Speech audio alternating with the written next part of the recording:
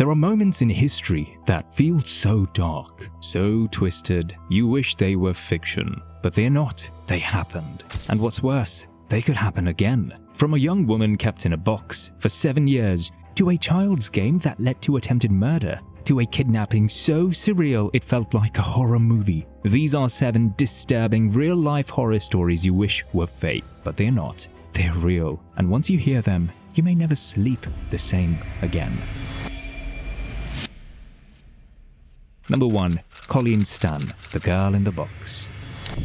In 1977, Colleen Stan vanished while hitchhiking from Eugene, Oregon to a friend's birthday party. Colleen, 20 years old, left her home in Eugene with a backpack and her thumb outstretched. Hitchhiking was common at that time, and she'd done it before, but this time she would never make it to her friend's birthday party. A blue Dodge Colt pulled up. Inside, a soft-spoken man, Cameron Hooker, and his wife, Janice, with a baby in the back seat. Colleen felt safe and accepted a ride, but she shouldn't have. Within an hour, Cameron pulled off the road into a wooded area. He pulled a knife and forced Colleen into a bizarre wooden box he had crafted himself, designed to immobilize her entire head. Then, he drove her to his home in Red Bluff, California. What followed is one of the most sadistic, disturbing cases of captivity ever recorded. Colleen was kept in a coffin-sized box under the couple's bed for 7 years, only allowed out to be tortured, assaulted, and brainwashed. But what made this even more horrifying? Cameron convinced her that an all-powerful organization, the company, was monitoring her,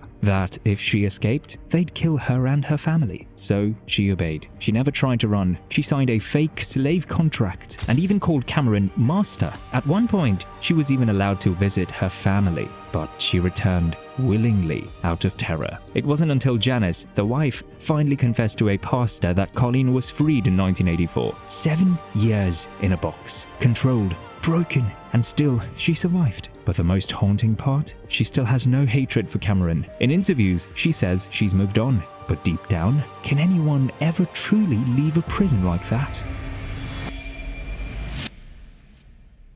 Number 2. The University of Idaho Murders.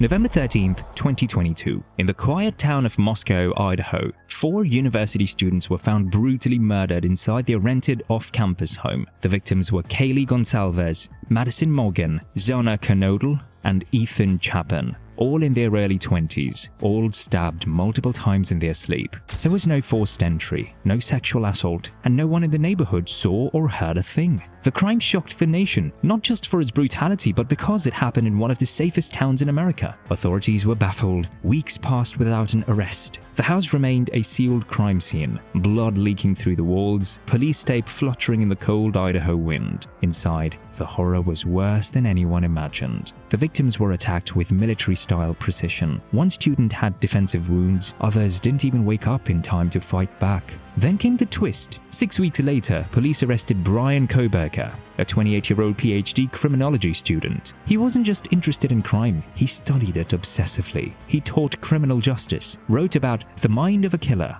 and according to investigators, he may have followed the victims for months. Digital evidence revealed his phone had pinged near the victims' house 12 times before the murders. His car, a white Hyundai Elantra, was seen driving near the house multiple times that night. He turned off his phone during the estimated window of the crime. When arrested, Koberger had latex gloves, a mask, and cleaning supplies in his car. But the most damning clue, a knife sheath left at the scene, with his DNA on the button. As the case continues, chilling theories circulate. Was it an experiment? A study of fear? A twisted desire to live what he'd only read about? Nobody knows for sure, but 4 promising lives were erased in the middle of the night by someone they never saw coming. And maybe the most terrifying part isn't who did it, it's how quiet it was. How it all ended in the silence of sleep. No screams, no help, just the cold steel of a knife and the feeling of being watched. Your last sight, a shadow standing over you, no time to react, no one to save you,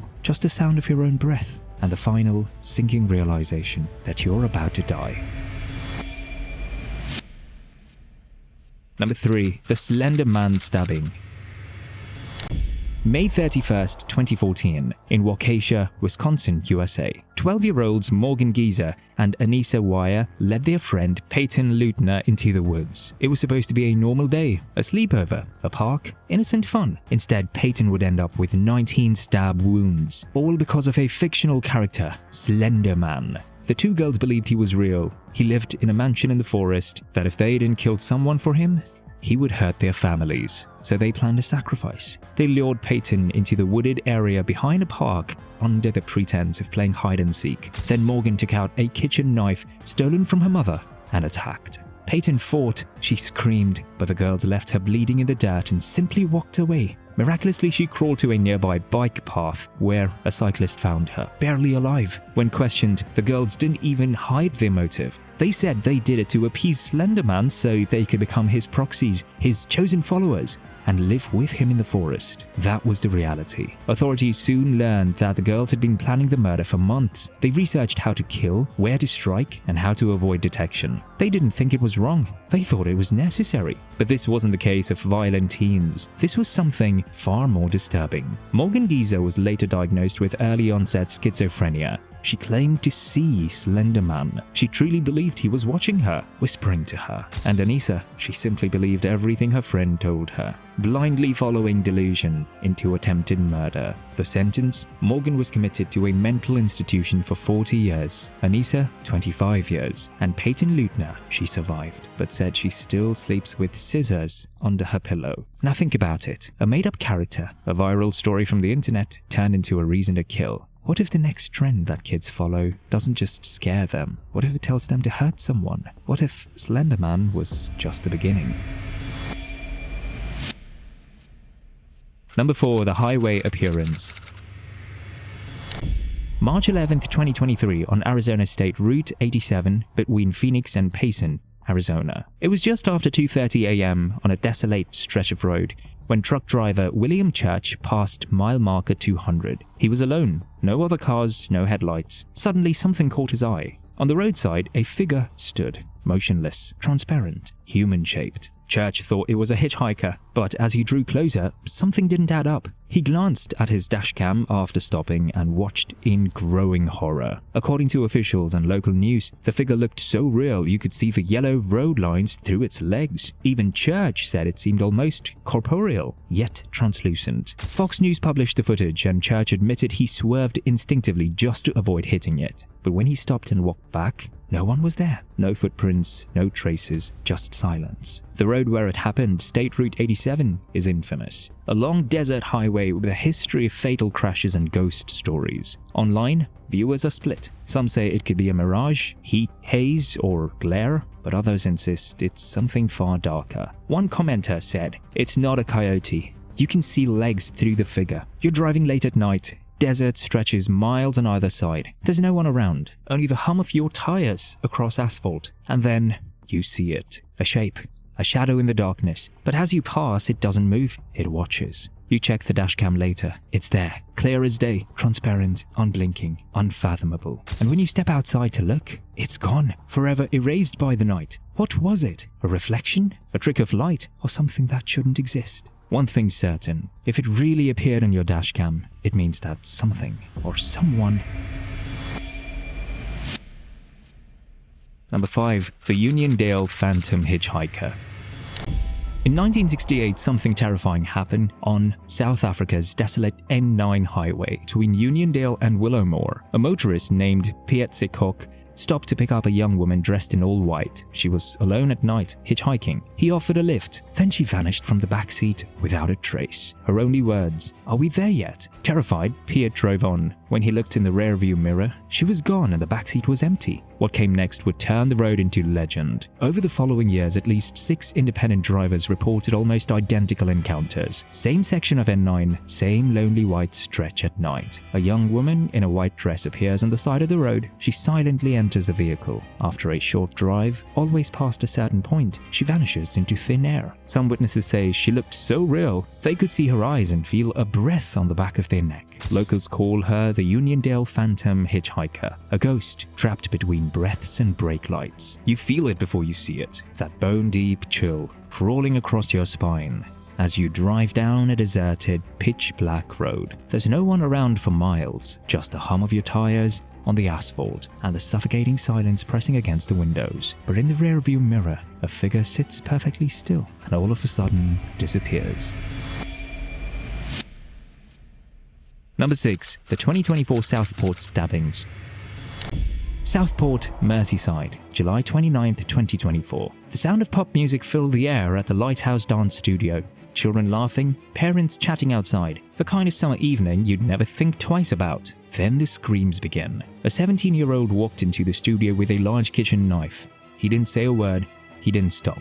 He slashed at anyone in sight. Children, parents, instructors. No mercy, no hesitation. 3 girls were killed instantly. They were just 6, 8, and 9 years old. Another 11 were wounded, including one mother who shielded her daughter and took the blow instead. The attacker, Alex Rudakubana, a local teenager with no known connection to the victims. Police found radical texts and disturbing notes in his bedroom, some scrawled with phrases like, "Wash the noise in blood," and "They'll remember me." Witnesses say he entered with a blank expression, calm, focused. He was arrested at the scene, still holding the blade, his shoes soaked red. But that wasn't the most disturbing part. Investigators later found footage from inside the studio. A father had been recording his daughter's routine. In the background, before the screams, you can see a shadow walk in from the far side of the room. The camera shakes, there's a scream, and then chaos. The footage was never released publicly, but officials who have seen it say it's the most haunting 18 seconds ever caught on tape. In the aftermath, the studio became a memorial.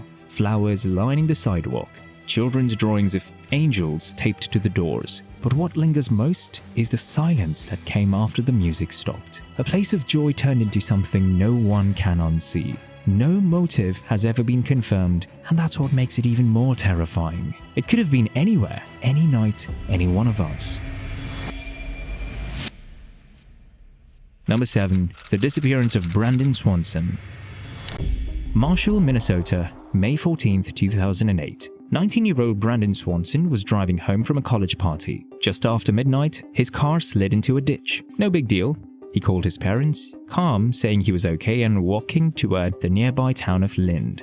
They stayed on the phone with him for 47 minutes. Then he suddenly shouted, "Oh shit," and the call went dead. His parents panicked. They searched the roads, but Brandon was never seen again. His car was found later, miles from where he claimed to be. Not a trace of him. No clothing, no phone, no footprints. Here's the most disturbing part. Extensive searches by helicopters, dogs, and hundreds of volunteers revealed nothing. It was like he vanished into thin air, in the middle of an open farmland. No foul play ever proven, no body ever recovered. Just a phone call into the darkness and silence. He was walking along a quiet rural road, talking to his parents like everything was fine. And then, without warning, he was gone. That moment, the sudden outburst, the silence, it still haunts investigators. Whatever happened, it was fast, unexpected, and completely final. No signs of struggle, no evidence left behind, just an open line and a voice that never answered again. Sometimes the scariest part isn't what we see,